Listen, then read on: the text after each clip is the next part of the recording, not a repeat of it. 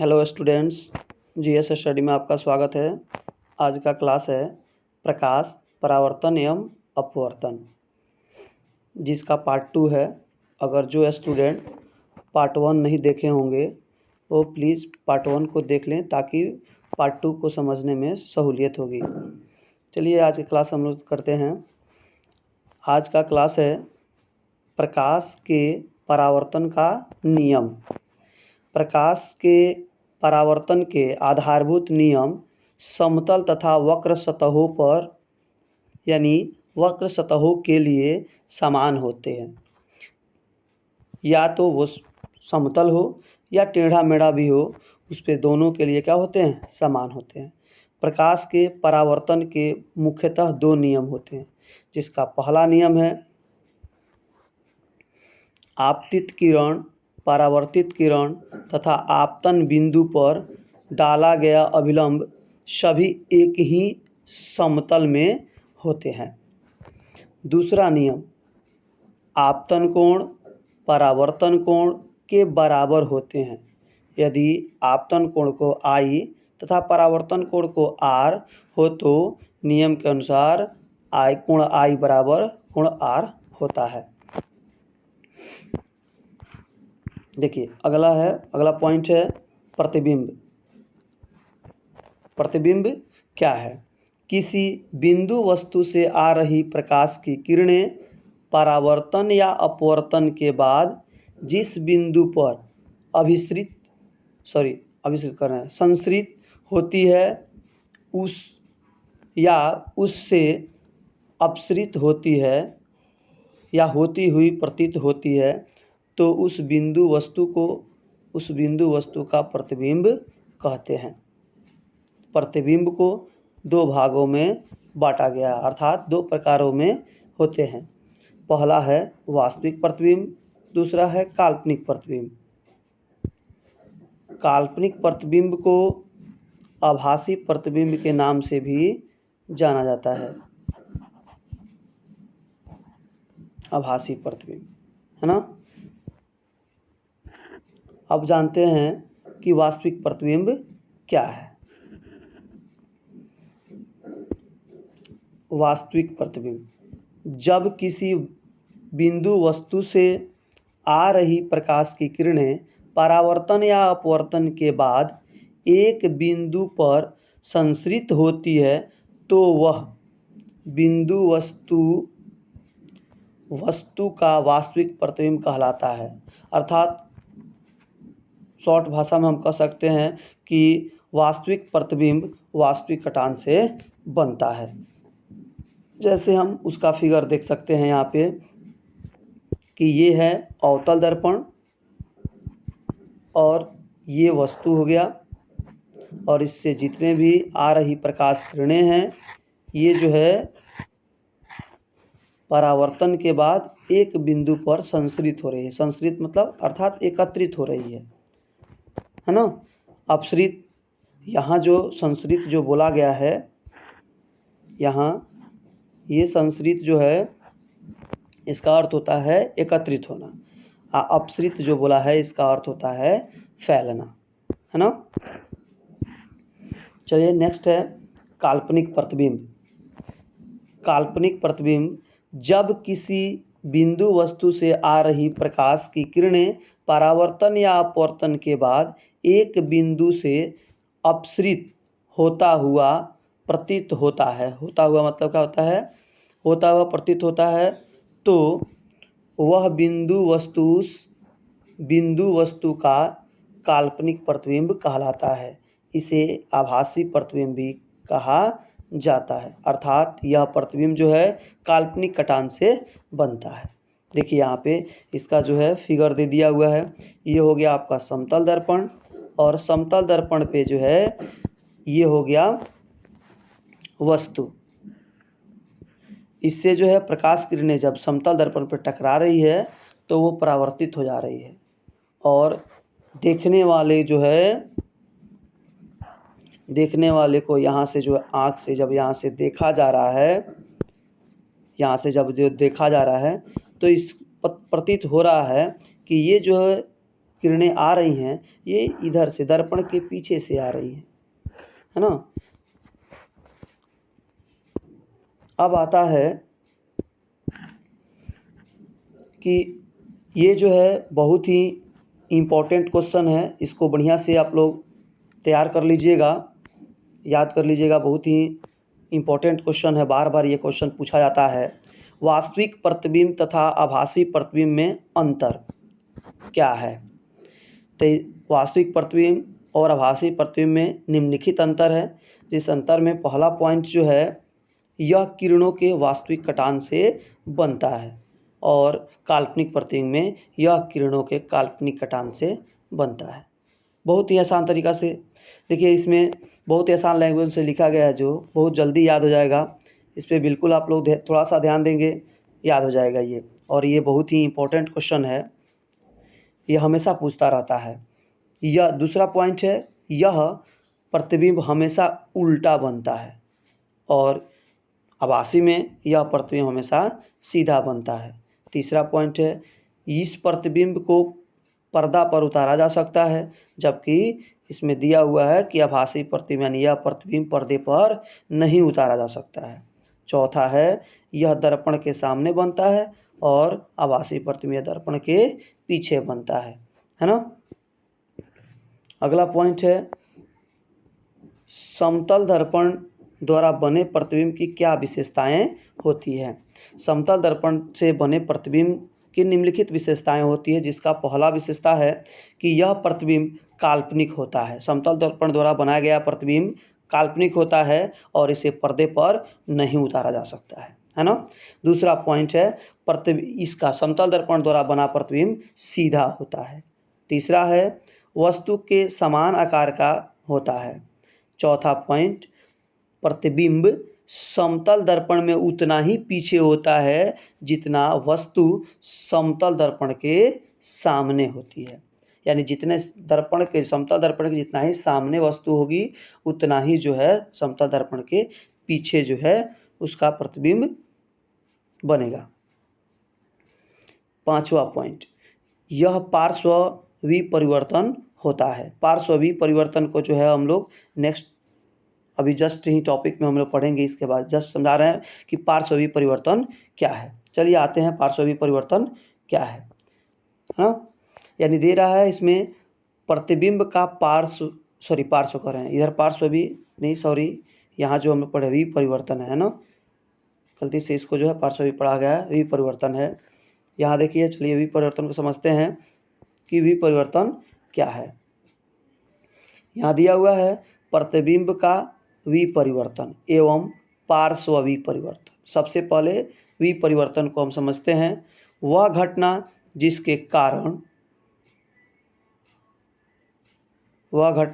जिसके कारण किसी वस्तु का प्रतिबिंब क्षैतिज अक्ष के परिगत 180 डिग्री पर घूम जाता है, जिसके फलस्वरूप उस वस्तु की ऊपरी भाग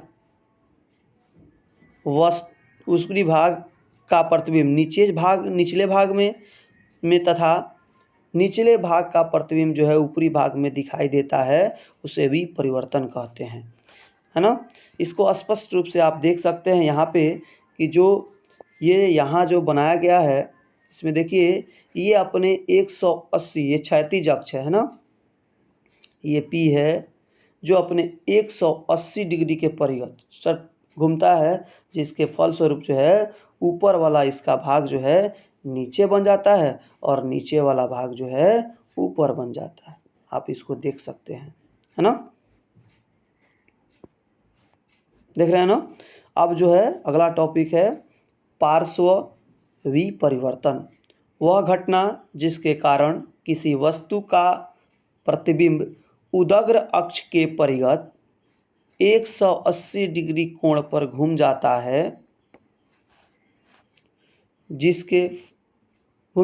फलस्वरूप प्रतिबिंब का दायां भाग बाएं भाग में और बायां भाग जो है प्रतिबिंब के दाएं भाग में दिखाई देता है, तो उसे पार्श्व विपरिवर्तन कहते हैं, है ना।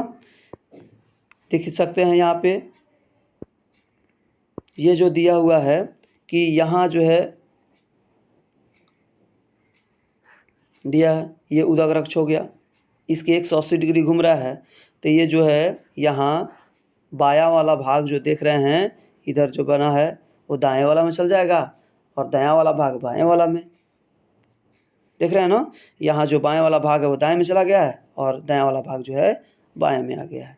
इसे पार्श्वी परिवर्तन कहते हैं, है ना। अब हम लोग आते हैं दर्पण पे, है ना। दर्पण में सबसे पहले जो है दर्पण को समझेंगे कि दर्पण क्या है। यानी वह चिकनी और चमकीली सतह जो नियमित रूप से अर्थात निश्चित नियमानुसार प्रकाश को परावर्तित करती है, साथ ही जिसकी एक सतह रजतित अवश्य हो, दर्पण कहलाता है। रजतित मतलब वक्र यानी टेढ़ा।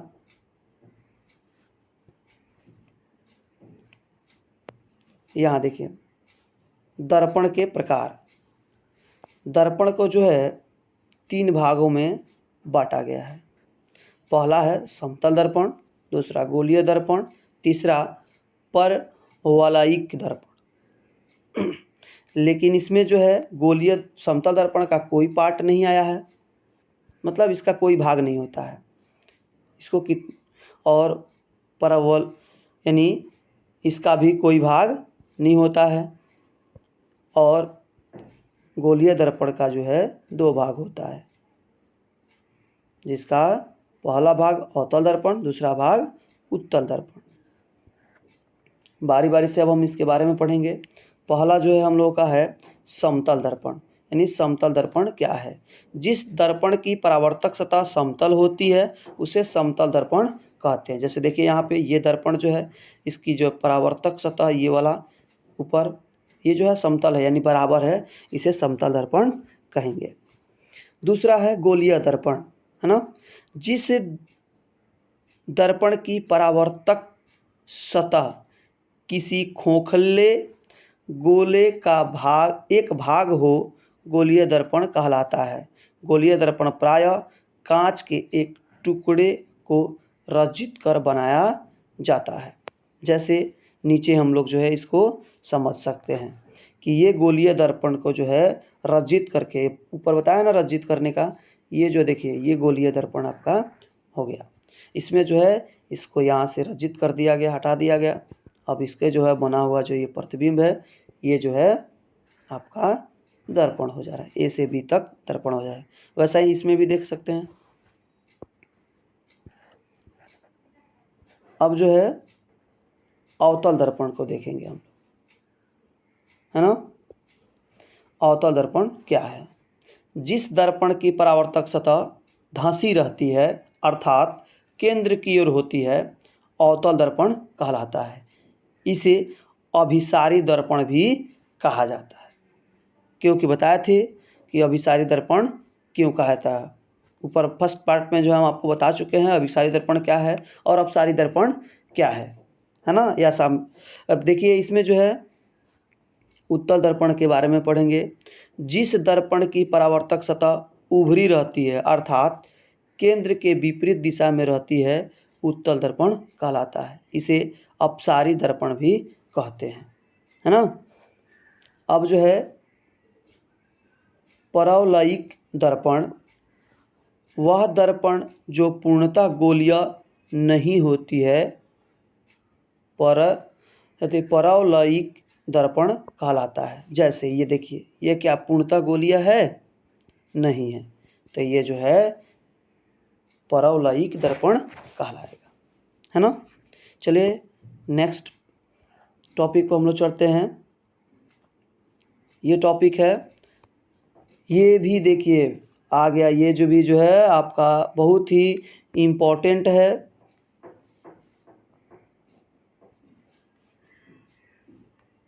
जो बार बार ये क्वेश्चन जो है पूछता है कि अवतल दर्पण का क्या उपयोग होता है। तो सबसे पहले एक और क्वेश्चन पूछता है कि हजामती दर्पण के रूप में अवतल दर्पण का उपयोग क्यों किया जाता है। तो यहाँ उसका जो है आंसर आपको मिल जाएगा कि अवतल दर्पण का उपयोग क्यों किया जाता है। अवतल दर्पण का उपयोग हजामती दर्पण के रूप में किया जाता है क्योंकि वे चेहरे का सीधा, बड़ा तथा काल्पनिक प्रतिबिंब बनाता है, इसलिए जो है हजामती दर्पण के रूप में अवतल दर्पण का उपयोग किया जाता है। नेक्स्ट है यहाँ जो है दूसरा कि रोगियों के कान, नाक, गला इत्यादि के जांच के लिए अवतल दर्पण का उपयोग किया जाता है।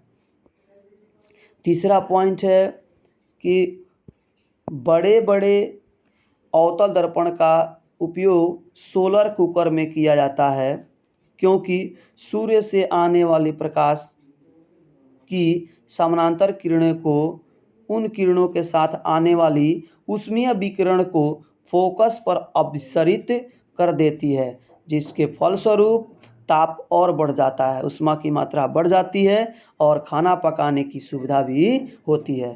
ठीक उसी तरह जो है धूप से कागज के टुकड़े को जलाना हो तो कागज के टुकड़े को फोकस पर रखना होगा। जैसे हम लोग देखे होंगे इंस्ट्रूमेंट बॉक्स जो होता है उसमें जो है एक जो शीशा जो लेंस होता है वो जो है क्या होता है ना, वो अवतल दर्पण होता है जिसमें जो है उसको भी वो क्या करता है, प्रकाश को जो है एक जगह जो है एकत्रित करके ऊष्मा ज़्यादातर मात्रा में लाता है, इसलिए इसका प्रयोग किया जाता है ना। अगला है कि अवतल दर्पण का उपयोग सर्च लाइट में, गाड़ियों के अग्रदीप में यानी हेडलाइट में, टर्च में, टेबल लैंप में इत्यादि में परावर्तक के रूप में किया जाता है अवतल दर्पण का उपयोग, है ना। अब आ गया उत्तल दर्पण का उपयोग। उत्तल दर्पण का क्या उपयोग है ना। तो उत्तल दर्पण का निम्नलिखित उपयोग है। पहला है इसका उपयोग सड़क या गली में स्ट्रीम लाइट में परावर्तक के रूप में किया जाता है। दूसरा पॉइंट है मोटर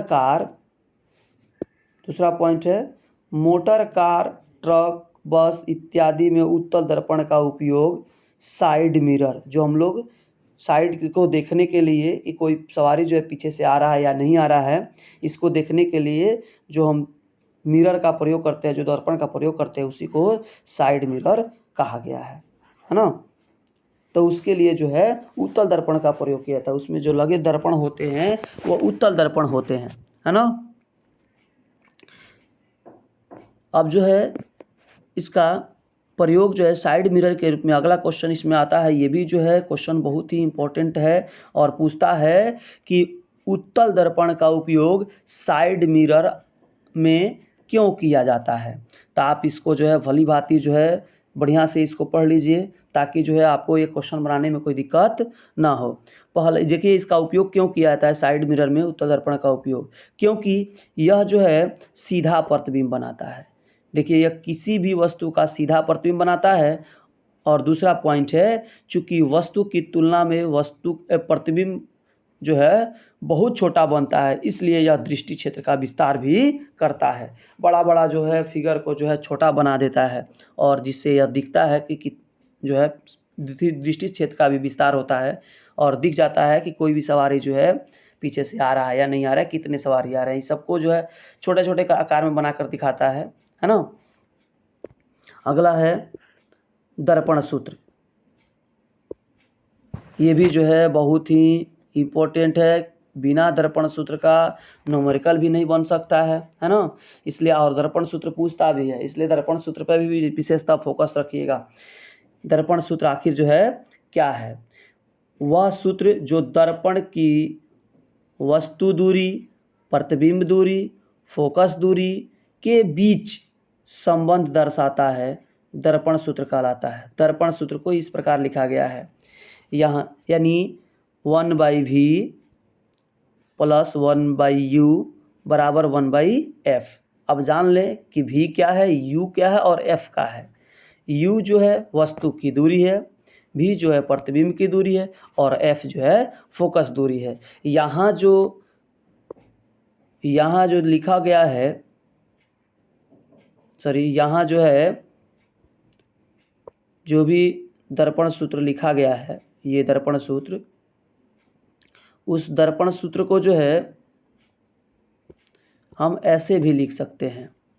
जो लिखा है 1/v + 1/u = 1/f, तो इसको हम ऐसे भी लिख सकते हैं 1/f = 1/v + 1/u, है ना। ऐसे भी देता है। तो बच्चे तो कहते थे कि हम लोग तो दाएं साइड पे जो है f पढ़े हुए थे, ये आ गया बाएं साइड, तो इस पर कोई अंतर नहीं है ना। इसको बिल्कुल जो है आपको ध्यान में रखना है। चलिए नेक्स्ट पर हम लोग नेक्स्ट टॉपिक पे चलते हैं। ये आता है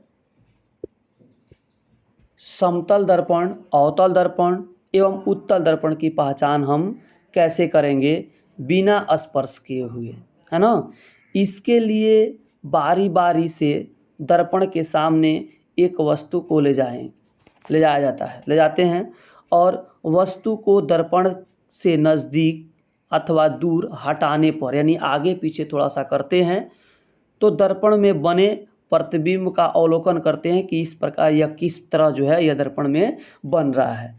तो इसके लिए कंडीशन दिया हुआ है कि अगर, यानी यदि जो है दर्पण में बना प्रतिबिंब हमेशा सीधा तथा आकार में वस्तु के बराबर हो तो समतल दर्पण है। यानी जब हम वस्तु को जो है आगे पीछे हटाते जाएंगे तो उसके वस्तु को, प्रतिबिंब को हमेशा हम अवलोकन करते रहेंगे, देखते रहेंगे। यदि जो है दर्पण में बना प्रतिबिंब हमेशा सीधा तथा आकार में वस्तु के बराबर ही दिखाई देगा तो समतल दर्पण। अगर यदि वस्तु को दर्पण के सामने रखने पर सीधा बड़ा प्रतिबिंब बनता है तो समझेंगे, अगर बड़ा प्रतिबिंब अगर सीधा बनाता है तो अवतल दर्पण। अगर जो है यह जो है सीधा ही प्रतिबिंब बनाता है लेकिन वस्तु जो है वस्तु के आकार से छोटा रहता है तो यह हो जाएगा उत्तल दर्पण। तो ये आपका था बिना स्पर्श किए हुए, यानी बिना छुए हुए कैसे बताएंगे। अब आता है अगला क्लास आपका स्पर्श करके, यानी छू करके कैसे बताएंगे। मेज पर रखे जो है दर्पणों के परावर्तक सतह छूने पर, यदि कंडीशन है उसका कि यदि उसकी परावर्तक सतह यानी बीच वाले भाग जो है समतल हो, वह जो है समतल दर्पण कहलाएगा। दूसरा है यदि परावर्तक सतह बीच वाला सतह जो है धंसी हुई हो तो अवतल दर्पण। और तीसरा यानी उसकी परावर्तक सतह उभरी यानी उठी हुई हो, उसे उत्तल दर्पण कहेंगे, यानी बीच वाला सतह। यानी शॉर्ट में आप समझिए, समतल दर्पण के लिए तो आप समझ गया कि बराबर होगा तो समतल ना, अगर जो है बराबर नहीं होगा तो इसके लिए ध्यान रखिए, समझ लीजिए इसको कि जो उठल तौन उत्तल, है ना। यानी उठा हुआ जो है वो उत्तल हो गया, आज जो धंसा हुआ रहेगा परावर्तक सतह तो वो हो जाएगा अवतल। बात समझ में रहे।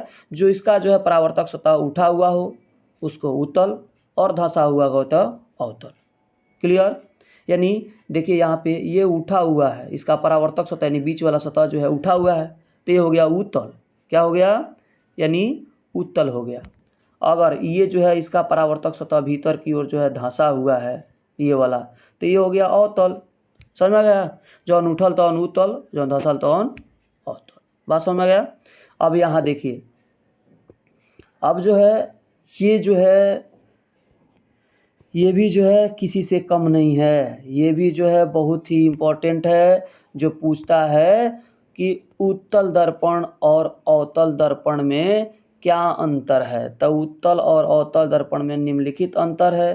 पहला अंतर जो है इसमें दिया हुआ है कि अवतल दर्पण की परावर्तक सतह धंसी होती है। अभी जस्ट समझाया है कि धंसा हुआ हो जो वो अवतल, और उठा हुआ यानी उभरा हुआ हो उसे क्या कहेंगे, उत्तल।